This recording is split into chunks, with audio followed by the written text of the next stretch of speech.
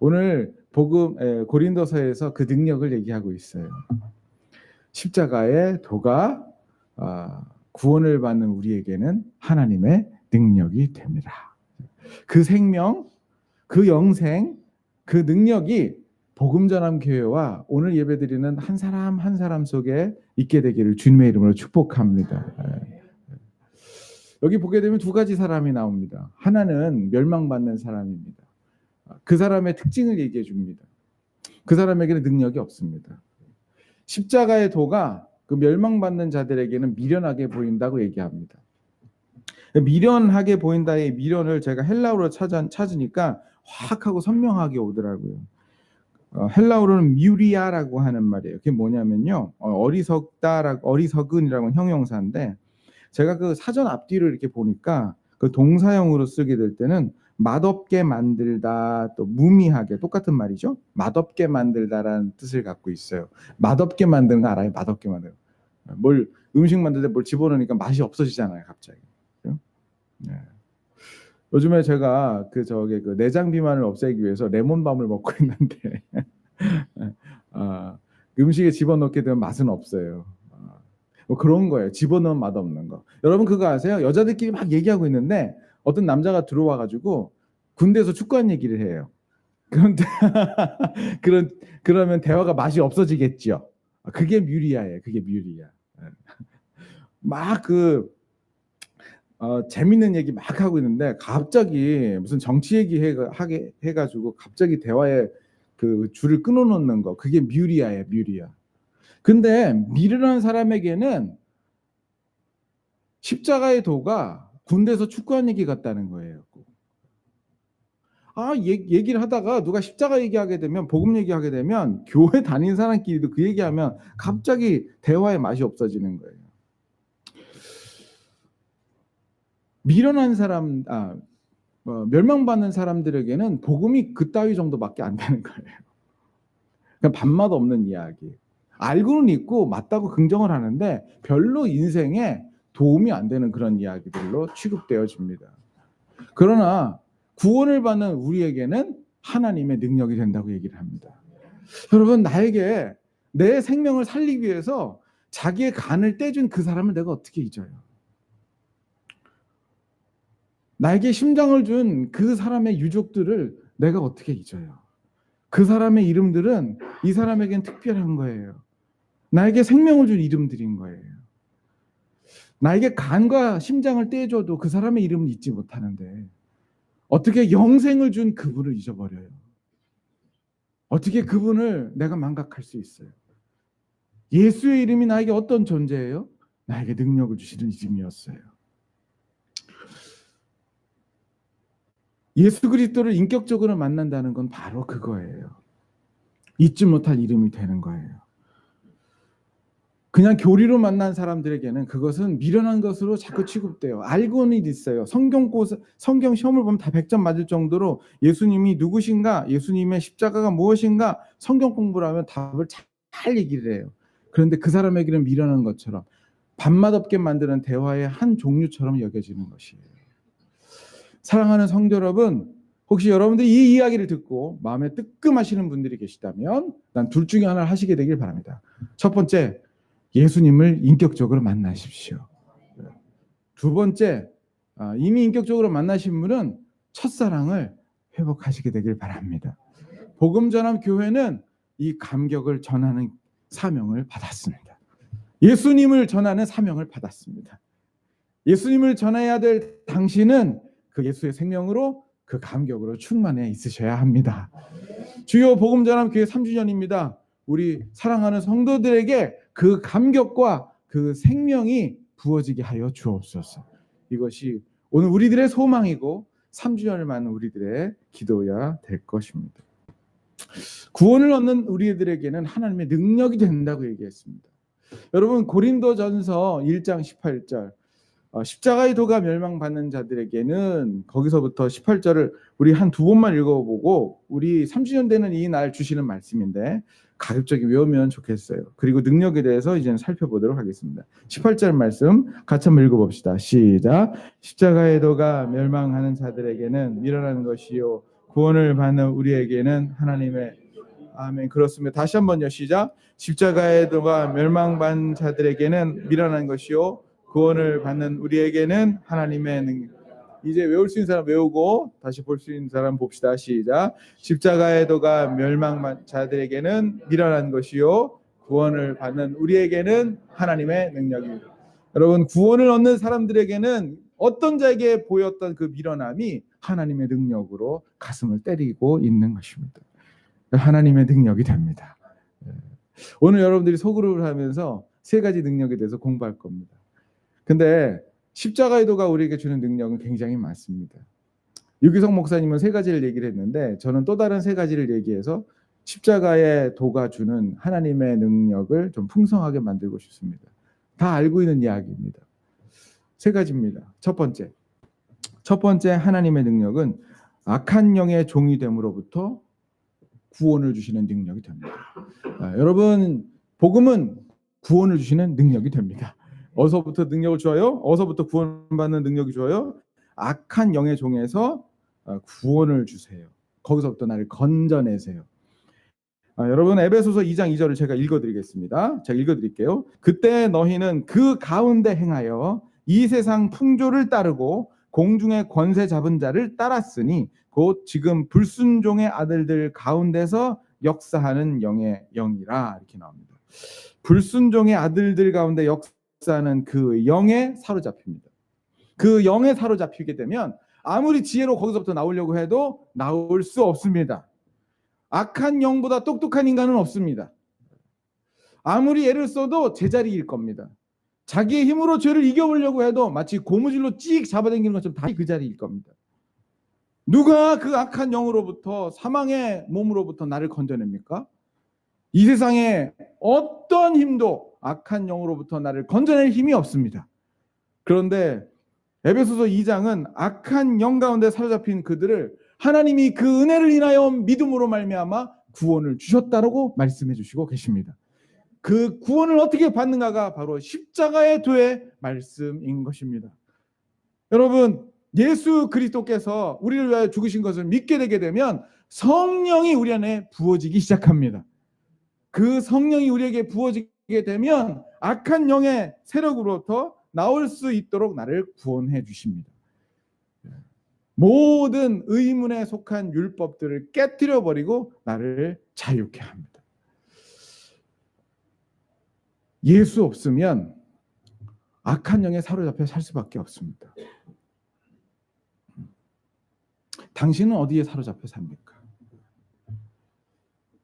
사랑하는 성도 여러분, 십자가의 도로 말미암아 여러분들의 삶이 성령으로 말미암는 자유에 이를 수 있는 축복이 있게 되기를 주님의 이름으로 축복합니다. 두 번째, 십자가의 도는 우리에게 구원을 주시는 능력이 되는데 죄의 책임에서 구원을 주시는 능력이 됩니다. 죄의 책임에서 구원을 주십니다. 책임져야 됩니다. 죄를 지면. 유리창을 깨뜨리면 주인한테 돈 물어줘야 됩니다. 내가 교통법규를 어기면 벌금 내서 죄값을 갚아야 됩니다. 사람을 살인하면 사형 받든지 무기징역을 받아서 그 죄값을 다 갚아야 됩니다. 저와 여러분들은 하나님에게 죄 지은 사람들입니다. 죄를 졌으면 죄값을 치러야죠. 근데 죄값은 사망이라고 얘기합니다. 누가 그걸 치를 수 있을까요? 할렐루야, 주님이 그 대가를 치러 주셨다고 성경은 얘기하고 있습니다.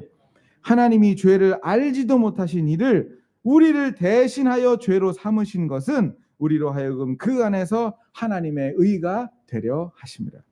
모든 사람이 죄를 범하였음에 하나님의 영광에 이르지 못하더니 하나님께서 예수 그리스도를 우리에게 보내주심으로 말미암아 우리로 하여금 대신 죽임으로 말미암아 우리가 구원을 얻었다고 고린도후서와 로마서는 얘기하고 있습니다. 그 죄값을 치르게 해 주셨습니다.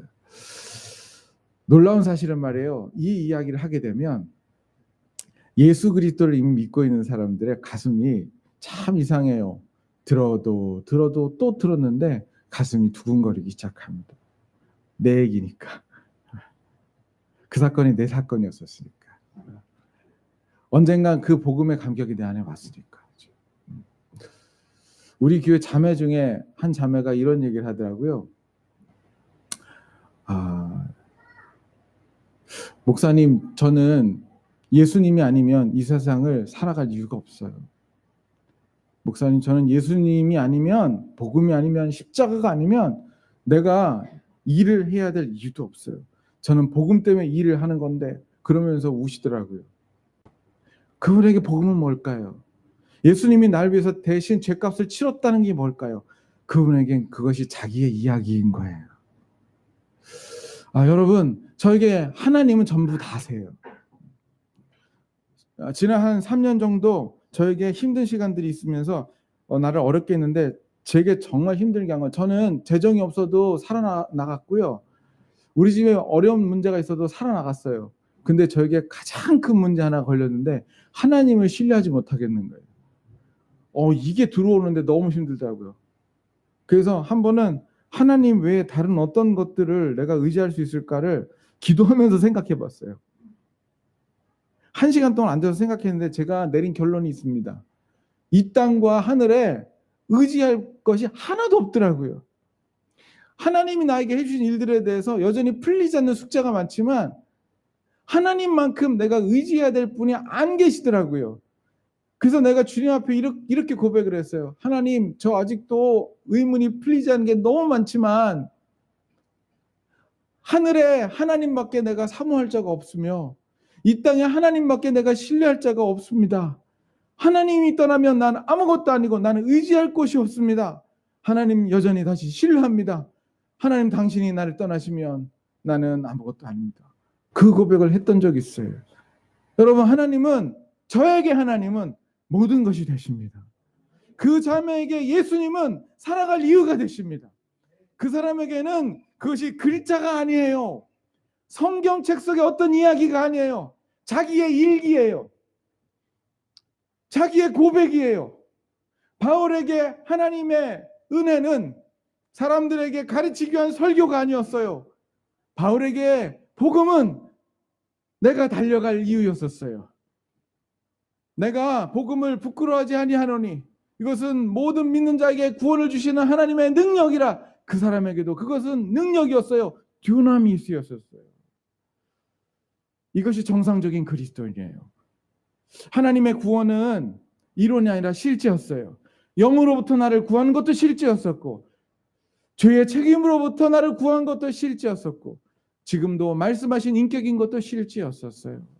사랑하는 성도 여러분, 나는 여러분들 가운데 강력한 하나님의 타격이 있어서요, 여러분들 가운데 이론이 박살이 나서 실제가 되어지고 하나님이 나를 만났다는 것에 대해서 신화적으로 생각하는 것이 아니라 이것이 나의 사건이 되고 나의 간증이 되는 역사가 여러분 한 사람 모두에게 있어지게 되기를 바랍니다.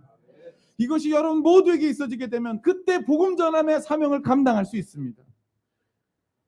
여러분, 이론을 전하면요 머리를 아파해요. 자꾸 성경 공부를 해가지고 사람을 변화시키려고 하면 그냥 더 복잡해지기만 해요. 그런데 내 안에 가슴 속에 있는 복음을 전하면 그 사람의 가슴이 울리기 시작하는 거예요. 성도 여러분, 복음 전함 어려워요? 여러분들의 얘기를 해주세요. 여러분들의 안에 있는 예수님 얘기해 주세요. 여러분들에게 예수님이 어떤 분이신지를 얘기해 주세요. 그 사람의 가슴이 울리기 시작할 줄로 믿습니다. 사형리를 전하는 것도 가능해요. 그런데 가슴 없이 사형리를 전하게 되면 뭔 소린지 모를 거예요. 제가 언제 한번 우리 교회를 한번 데리고 오고 싶은데 이 이름을 좋은 일이니까 얘기를 해도 될 것 같아요. 저랑 같이 DTS를 받았던 이름 얘기하지 말아야 되겠다. 어떤 자매가 있어요. 저보다 한 8살 많은 자매인데 그 자매가 전도여행을 갔어요. 그 자매는 화장품 외판원을 했던 자매예요. 그 중에는 대학을 나온 형제도 있고 저같이 강도사였다가 그 DTS를 받으러 들어온 사람도 있었습니다.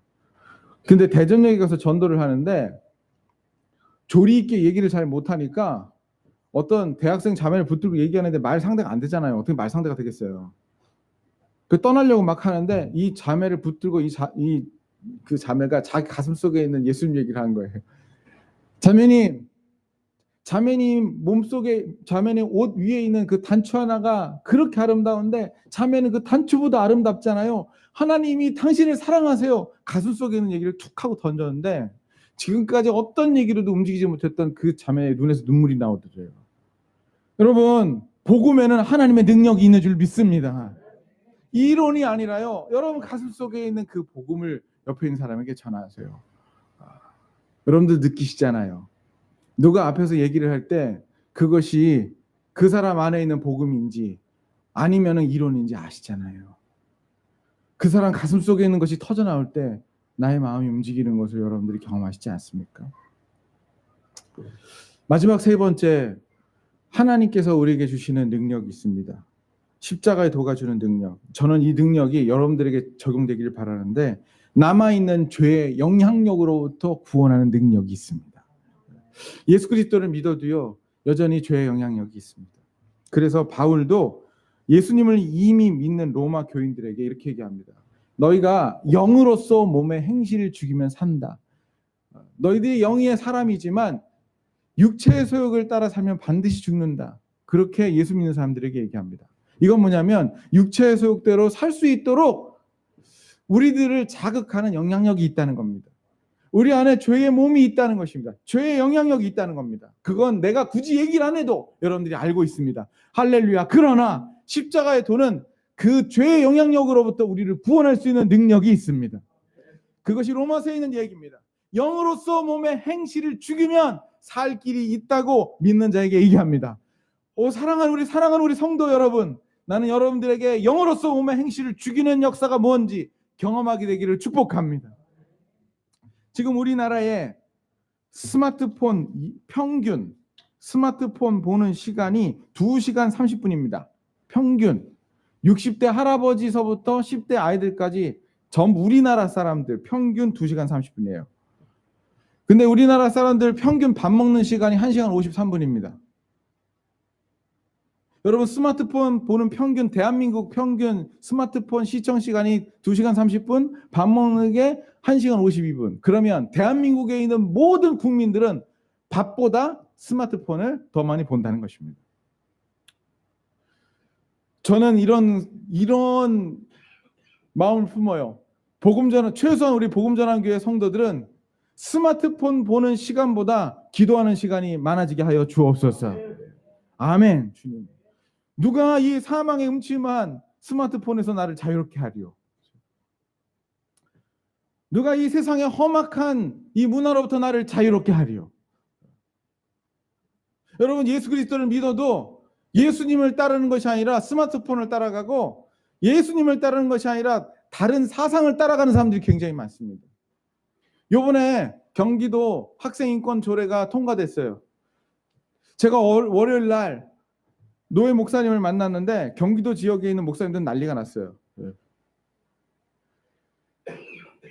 제가 여기 신문 하나 갖고 왔는데 이번 주에 복음기도 신문 한번 저기 나가다 하나씩 가져가세요. 공짜니까 보세요.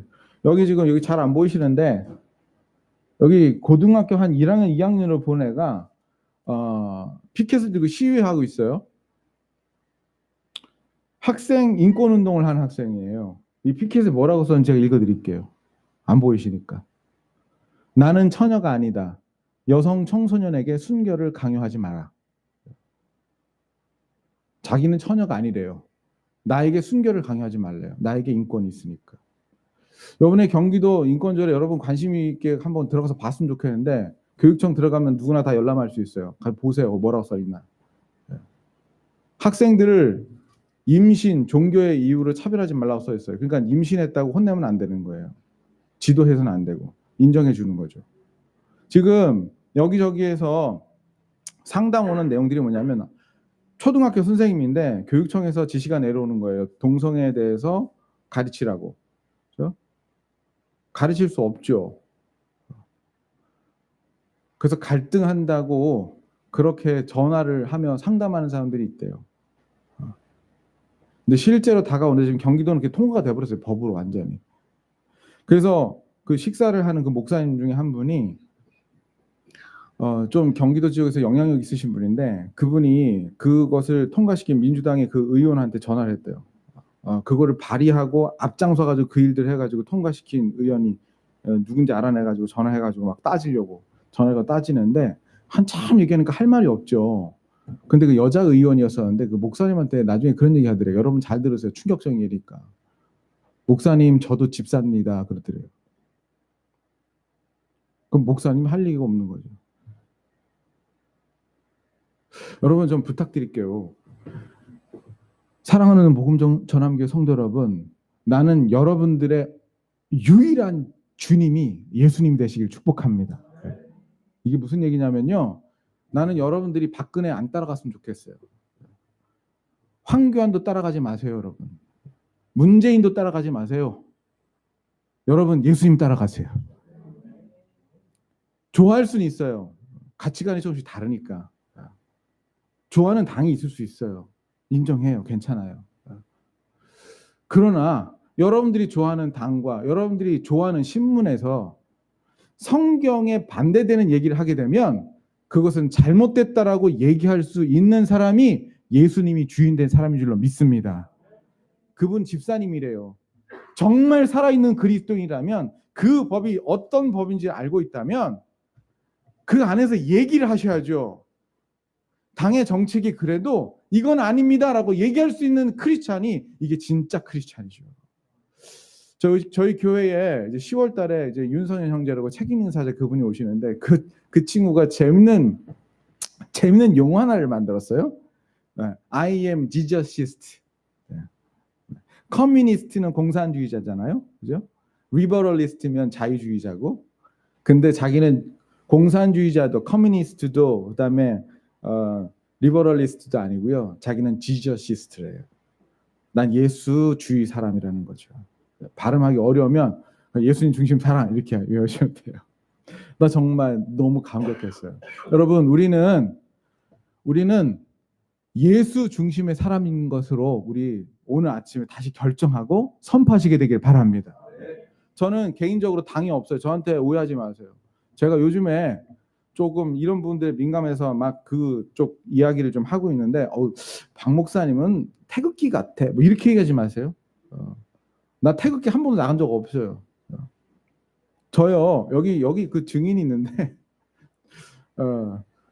저 한랄 음식 그 박근혜 정부 때 했을 때 저것도 서명했던 사람이에요. 반대한다고. 나중에 뭐 이렇게 좀 다시 이렇게 뉴스가 나와가지고 그랬지만 막 뭐 정유라 사건 나오고 막 그때 뭐뭘까 무속적인 문화가 우리나라에 들어오는 막 그런 일들이 막 있다고 들었을 때 어떤 친구가 나한테 그러더라고요. 촛불 집회 나가도 되겠냐고. 그래서 내가 모든 주권은 국민에서부터 나오기 때문에 너의 목소리를 내라 나가라 그렇게 얘기했던 사람이에요. 근데 말이에요. 그쪽 정부가 하나님의 뜻에 반대할 때 저는 반대하는 목소리를 낼 수 있는 사람이에요. 왜냐하면 저는 누구를 따라가는 게 아니라 예수님을 따라가는 사람이니까요. 여전히 마찬가지예요. 저는 만약에 이쪽 민주당 계신 분들이 적극적으로 하나님의 법을 따르는 법을 만들어내게 되면 저는 따라갈 거예요. 박수 쳐줄 거예요. 그러나 하나님의 법에 반대하는 이야기를 하게 되면 저의 주님은 민주당이 아니라 하나님이시기 때문에 저는 반대할 겁니다. 여러분들이 뭐라 그래도 전 반대할 겁니다. 사랑하는 성도 여러분, 저는 여러분들이 어떠한 이론과 어떠한 사상과 어떠한 악한 영에 사로잡히는 것이 아니라 우리 주님과 하나님의 말씀에 사로잡히는 진정한 예수 그리스도의 사람이 되기를 주님의 이름으로 축복합니다. 아멘. 그래서 여러분 조선일보보다 성경 더 많이 읽으시고 한겨레 신문보다 성경 더 많이 읽으시고 어떠한 유튜브보다 하나님의 말씀을 더 많이 들으셔서 이 마지막 때에 정확한 판단력을 가지고 예수의 사람으로 복음 전함의 사명을 제대로 감당할 수 있는 살아있는 예수의 사람, 살아있는 복음의 사람이 되는 여러분 되기를 주님 이름으로 축복합니다. 오늘요 우리 3주년인데 제목이 그거잖아요. 그렇죠? 하나님의 능력으로 복음 전함. 하나님의 능력으로 복음 전하고요. 하나님의 능력으로 충만한 복음 전함 교회가 되기를 함께 같이 축복하고 기도했으면 좋겠습니다. 이 시간 다 같이 일어나셔서 우리가 참 이 찬양 여러분 제가 많이 못 불렀는데 우리 그 이수역 지하에서 그 기억나시죠? 그 숨두제들을 모셨던 사람이 많아서 설교 시간 중간에 나가서 숨 쉬고 와야 되는 그 예배당 예배가 마칠 때 민족의 가슴마다 그 지하실에서 독립군들처럼 모여서 이 찬양을 불렀던 기억이 나요. 우리 여전히 동일한 비전을 갖고 여전히 동일한 복음 전함의 사명을 갖고 하나님의 능력으로 이렇게 세상을 향하여 외치겠습니다는 마음으로 이 찬양 같이 불렀으면 좋겠습니다. 민족의 가슴마다 민족의 가슴마다 피 묻은 그리스도를 신어 이 땅에 부르고 부른 그리스도의 계절 오게 하소서 오게 하소서 이 땅에 하나님의 나라가 이루어지게 하옵소서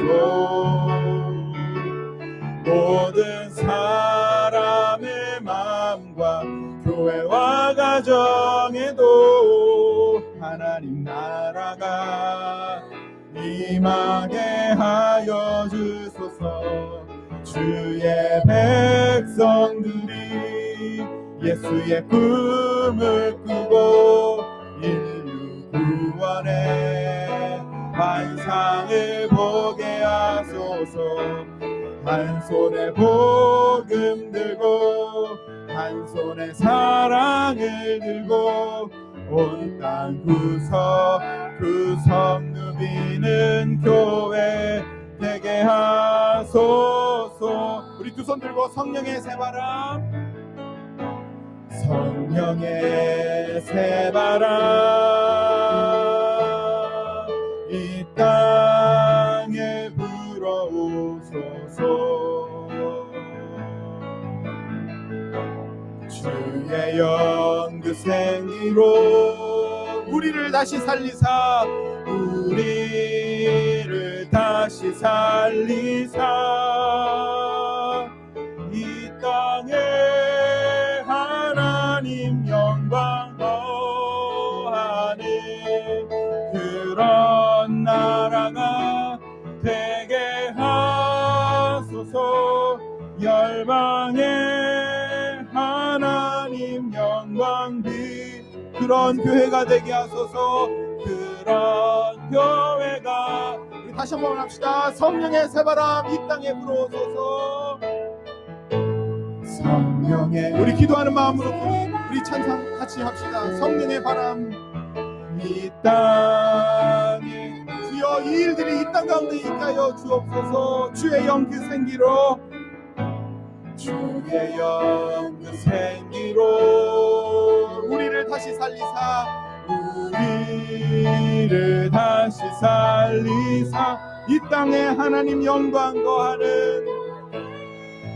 하나님 영광 그런 나라가 되게 하소서 그런 나라가 되게 하소서 열방에 한 그런 교회가 되게 하소서 그런 교회가 되게 하소서 하나님의 능력으로 복음 전함 교회가 되게 하여 주옵소서 하나님의 능력으로 복음 전하게 하여 주옵소서 이 세 가지 능력이 우리에게 부어지게 하여 주옵소서 하나님의 사람으로 살게 하여 주옵소서 이 세상에 속한 사람이 아니라 하나님에 속하게 하여 주옵소서 두 손 들고 주여 크게 부르짖고 기도하시겠습니다. 주여 주여 하나님 아버지 우리 교회가 하나님 아버지의 교회가 되게 하여 주옵소서 하나님의 능력으로 복음 전하는 교회가 되게 하여 주옵소서. 하나님 아버지, 악한 영으로부터 자유를 주는 교회가 되게 하여 주옵소서. 하나님의 복음을 전하는 교회 되게 하여 주옵소서. 이 세상 어떤 것에 묶인 것이 아니라 하나님에게 묶인 사람이 되게 하여 주옵소서. 어떤 당에 속한 것이 아니라 하나님에게 속하고, 어떤 것이 나에게 주인이 되는 것이 아니라 예수님이 주인 되는 삶 살게 하여 주옵소서. 주님, 우리는 그 어떤 협박에도 불구하고 우리의 소리를 낼 수 있는 사람이 되게 하여 주시기를 기도합니다. 하나님 아버지, 지난 3년 동안 우리를 지켜주시는 하나님의 은혜를 인하여 감사합니다. 너무 힘든 시간도 많았었고, 돈이 없어서 절절매는 그런 시간에도 믿음으로 고백하게 하시고 넘어가게 하신 하나님 찬송합니다. 하나님, 오늘 3주년이 되는 이때 다시 한번 복음을 생각하며 우리 교회가 하나님의 능력을 받기를 소망하며 주님께 기도했나이다. 주님, 한 사람 한 사람 복음의 능력이 진짜로 능력으로 임하게 하여 주옵소서. 그 능력으로 세상에 복음을 전하는 교회 되게 하여 주옵소서. 아버지 하나님, 지금까지 수고한 성도들 많습니다. 양지에서 음지에서 눈물을 흘리며 교회를 위하여 중보하고 섬겼던 수많은 성도들, 하나님 아버지, 혹시 지쳤으면 그 마음을 붙들어 주셔서 다시 일으켜 세워 주옵소서. 아버지 하나님, 주님 영광을 보여주시고 너에게 상이 있을 거라고 말씀하여 주옵소서. 잘했다 말씀하여 주시고 힘을 내서 나머지 우리에게 주신 그 사명 감당할 수 있도록 축복하여 주옵소서. 하나님께 헌금 올려드립니다. 주님 나라 그의 의로하여 사용하여 주시고 하나님의 영광을 나타내 주옵소서. 하나님, 헌금한 모든 성도들 축복합니다. 하늘의 신령한 복, 땅의 기름진 복 있게 하여 주옵소서. 지금은 우리 주 예수 그리스도의 은혜와 하나님 아버지의 사랑과 성령의 교통하심이 사랑하는 복음 전환교회 모든 성도들 가운데 지금부터 영원토록 함께 있을지어다. 아멘.